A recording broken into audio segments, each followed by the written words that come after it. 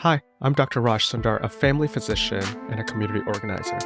You're listening to Healthcare for Humans, the show dedicated to educating you on how to care for culturally diverse communities so you can be a better healer. This is about everything that you wish you knew to really care for the person in front of you, not just a body system. Let's learn together. Here we go. We're continuing our health series. This is episode 3 from our health conference series. And we're welcoming Dr. Avantika Waring from 9am Health, who you might remember from episode 9. Today, she's sharing her vision for cardiometabolic care, specifically with employer groups and even individuals, and about how their innovative care model is talking about or thinking about equity. And she definitely has equity in the forefront of her mind when she's doing this work. Avantika, welcome back to the pod. I'm excited to see you here at the health conference, and I'm excited to talk to you about equity and what that means for you and all the work you're doing. But tell us, what are you up to these days and what's your focus? I am still at 9am Health. I'm the chief medical officer there, and our company has grown a lot in the past couple of years. We started as a mainly direct-to-consumer diabetes virtual service, and now we are moving on to supporting employers and health plans, as well as still a direct-to-consumer arm. And we're managing diabetes, obesity, hyperlipidemia, and hypertension. So complete cardiometabolic care in a virtual space. Yeah, that's amazing. And I think for equity, everything you're saying is so related to equity because for all the statistics that talk about diabetes, cardiovascular disease, there's disproportionate effects on certain communities, often certain ethnicity and certain race. Mm-hmm. So when you're doing the work that you're doing, which is important, how do you think about how to care for these separate populations? Are you doing anything different? Does it inform some of the conversations that you're having? Yeah, I'd say like the number one thing that we're doing, especially as we scale, and I've been super intentional about this because we're hiring new people every day, is really looking for the most broad kind of diverse background of folks that are going to participate in clinical roles for our teams. And that could be direct patient care, people who are talking to members on the phone or on video, but also people who are working on our marketing, our communications, our patient-facing materials, education, our sales materials. Because I think that one of the ways that we've really been able to attract, we have a very diverse clientele. And I think that's largely because we do have a really deep bench of different experiences and the folks who are involved with the growth and function of the company. And that really appeals when you're sitting down to someone that, they see different imagery when they're looking at our sales materials, or our patients are getting recipes that are culturally concordant for them and that they can actually make and enjoy with their families. So I'm hearing that representation and diversity of workforce is actually really important in this work. And we just had a conversation earlier with the Gilead Foundation of how the workforce diversity informs the interventions, meaning if we don't have a diverse staff, you're just not thinking of the problems that maybe the community is facing or people of color have thought about. And actually having diverse representation can change that. Am I hearing you right? Yeah, I think when I think back, I'm still fairly young. When I think back to when I started in medicine, our idea of providing representation was getting an interpreter on the phone to translate our very dominant culture-specific language to another language. And that was fortunately the end of it.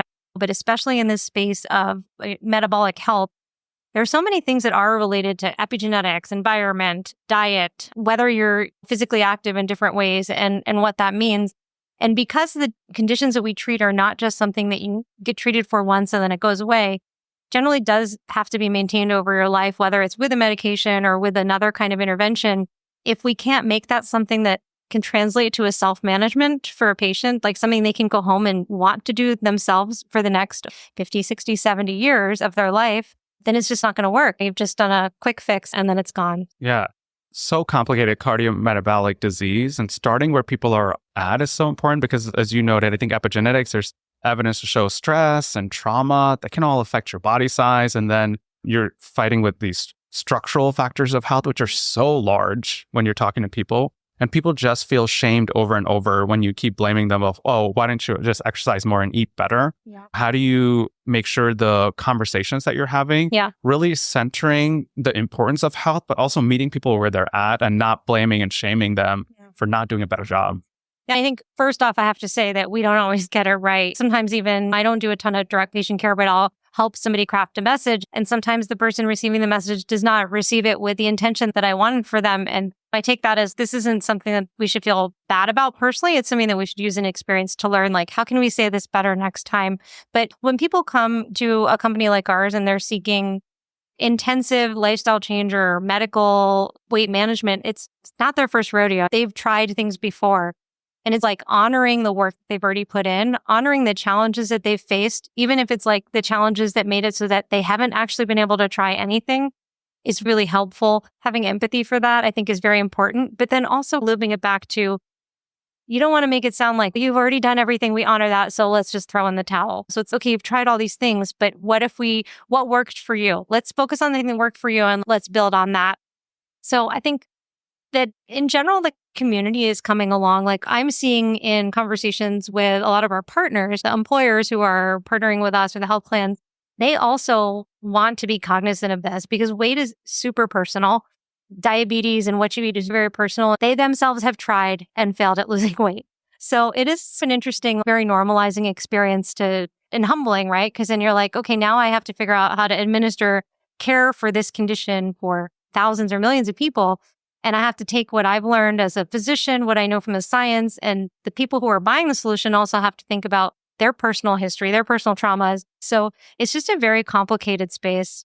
Good transition in that more and more equity can be a buzzword, but there's also new terms coming like pharmacoequity. I think it's the idea of medications can be inaccessible for a lot of people, and semaglutide and medications like that. If you have the resources and wealth, you have access to the medication. But if you don't, you can't get it. And you talked about how working with employer groups is a way to make sure everybody has access. But how do you approach this idea of some people can afford medications, others can, when medications like this are increasingly showing mortality benefit and just so many benefit for cardiovascular disease? It's really hard because having worked on the health plan side as well during our time together, when we work together, I do understand, right? There's a finite amount of dollars, and any person who is responsible for funding health plans for lots of people has to think about the budget at the end of the day. I think there's kind of more and more evidence that we can present about the very short to medium term kind of ROI of using these medications. So it doesn't I think we used to have the attitude, but you'll see the prevented heart attack in 10 or 20 years. And frankly, your employee is probably going to turn over. They're going to be working someone else. So you're saving somebody else money or you're saving Medicare money. And that can be true to a certain extent. But I think we're seeing with some of these more powerful drugs, if used in the right population, you're going to see impacts on your ROI within a year, within 2 years. Most employees are going to stick around, hopefully, for that long. If you're a good enough employer. If you're a good enough employer, exactly. Turnover can be really high in some industries. And so that is a conversation that comes up.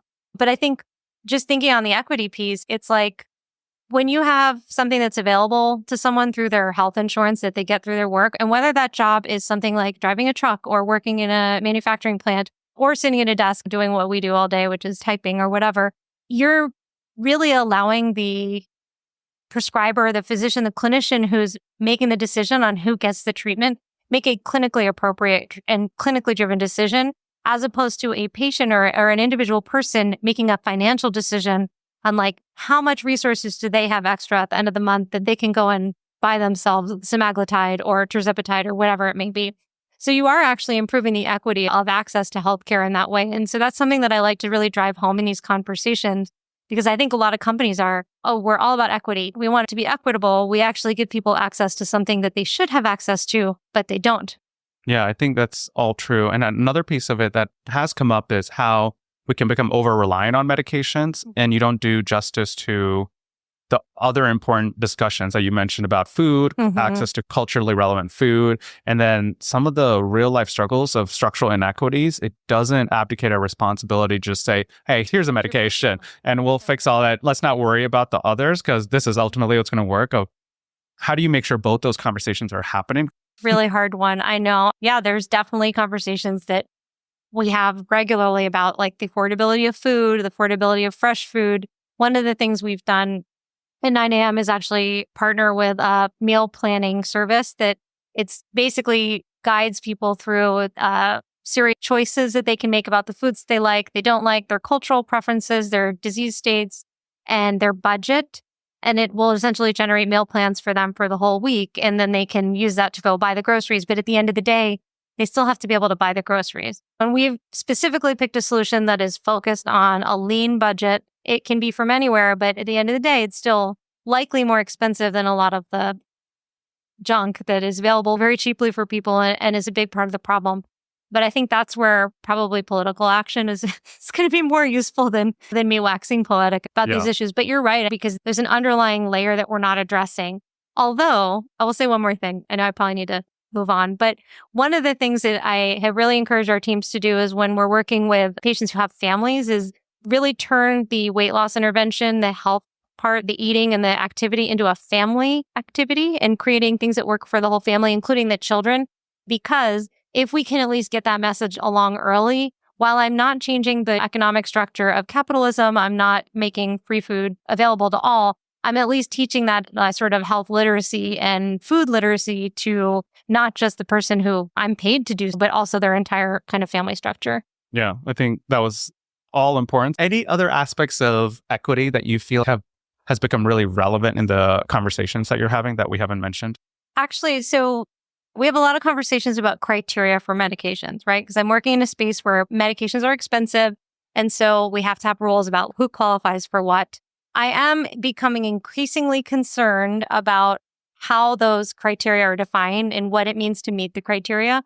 This was actually something that I thought a lot about in my prior work as well. Things like diabetes technologies. You have to fill out these forms that say you've done XYZ things every day for the past month in order to get like a continuous glucose monitor as an example. We used to just think this is a rule. If you are motivated to get the device, you'll follow the rules and you'll do all the things you need to do. But that doesn't actually account for all the million other things that might make it harder for one person to complete this log of blood sugars or document all these things, make all these appointments that they're supposed to make. And I think we're seeing some of the same with GLP-1 coverage in particular, documenting adherence to certain plans, lifestyle measures, appointments.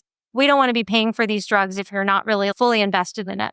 But I worry that sometimes that investment is in itself going to be inherently assessed in a biased and systemically racist way, right? So it's not something I've necessarily solved for, but it's something that I'm thinking about because I've seen this before. Yeah. And we have to start there, which is just awareness with all equity issues, even if there's not a problem that comes to a solution that comes right away. Thank you, Avantika, for coming on again. It was great to chat with you. Bye. As always, thank you for listening to Healthcare for Humans. If you've found any value in this podcast, I have two quick requests. One, please leave a review in the podcast app that you're listening to my voice in right now. It really helps others discover the show. Two, share this episode with anyone who you think might benefit from it. For easy access to all our episodes and to support the podcast, visit www.healthcareforhumans.org. There you'll find our content clearly organized by topics, countries, themes, to help you choose what to listen to next. Until next time, this is Dr. Raj Sundar, reminding you that culturally responsive care leads to better patient outcomes. See you again soon.